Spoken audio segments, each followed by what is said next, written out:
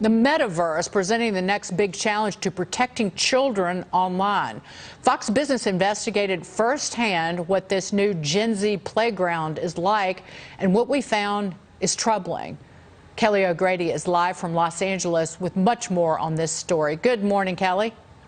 Good morning, Dagan. Well, the same pitfalls of social media could be even worse in this new virtual Wild West. I mean, sure, right now you're going to see in a second, it looks kind of like a rudimentary video game, so it's hard to imagine, but that tech is evolving extremely quickly. Now, apart from the lack of age restrictions, most troubling is that you can completely misrepresent yourself as a user. Now, you can see my avatar, you'll see in a second, doesn't even look anything like me. A predator could present themselves as a harmless teenage girl, building trust through a false aesthetic. There's also constant exposure to adult content. Imagine a 10-year-old visiting virtual bars and casinos. Now, we can't show the graphic images on screen, but what you're going to see in a second, it's blurred out. That's sexually explicit content, degrading to women. In the real world, we have ratings on movies, AI that removes sensitive content on social media apps, but in the metaverse, there's little in place to protect children. This is even more dangerous because as tech evolves, the metaverse may feel extremely real, and the psychological impact could reflect that. There is, unfortunately, a potential for kind of a cyber molestation, if you will, for someone to be approached in a way that they are not comfortable with. It really feels like you're there.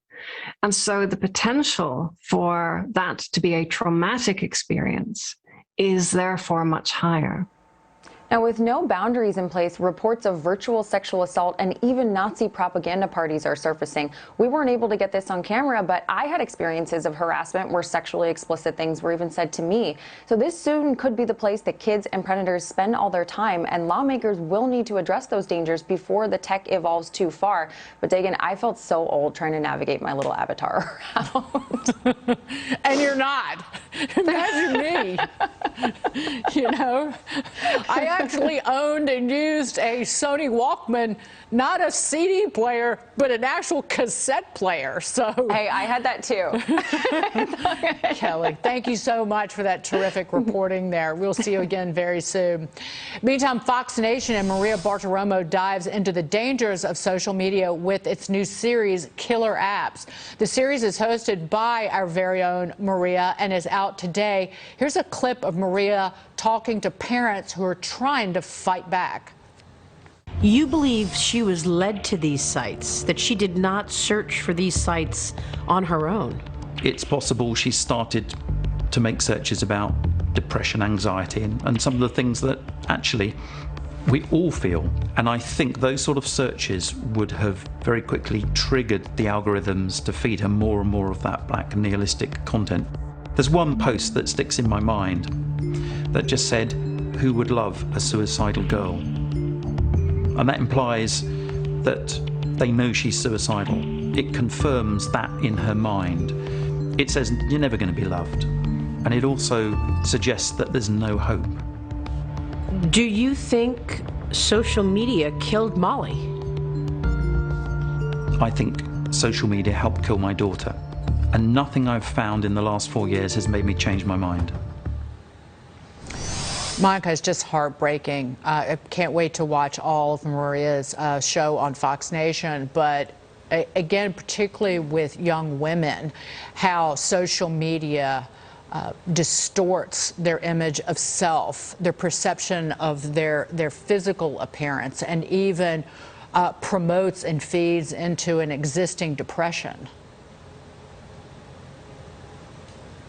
Yeah, you know, we know that these social media platforms, Dagan, as you say, are incredibly damaging to kids and teenagers, and particularly young girls and young women. In fact, platforms like Facebook have internal studies proving this. So they have all pledged that they're going to police these platforms. We assume that the virtual media universe and Meta and so on will do the same, but they only seem to be policing conservative speech. They don't seem to be policing this kind of damaging activity. And a lot of people say, well, you know, if you're assaulted in the virtual universe, just take your headset off. But it's not that simple and it's not that easy. If you're an adult, maybe, and that's traumatic enough, but if you're a kid and that becomes your parallel or alternate universe, and you feel like you have friends in that universe, you're not just going to take the headset off if something bad or damaging is happening to you there. So it's a brand new Wild West frontier, and I think there's a lot of conversation that needs to happen going into this. And Ken, the existing social media platforms we're all familiar with, particularly Facebook, and Facebook by extension, or Meta, owns Instagram. Instagram does nothing to police malfeasance on that platform. One example, someone I know, their identity on Instagram was hijacked, and then the hijacker tried to extort money from this individual to get the Instagram account back. Instagram will do nothing. Extortion is a crime. And Instagram will do nothing. There's no way to reach them. They refuse to take the account down, even though it's been hijacked and is no longer run by the individual. This is a friend of mine, and I have heard this story multiple times.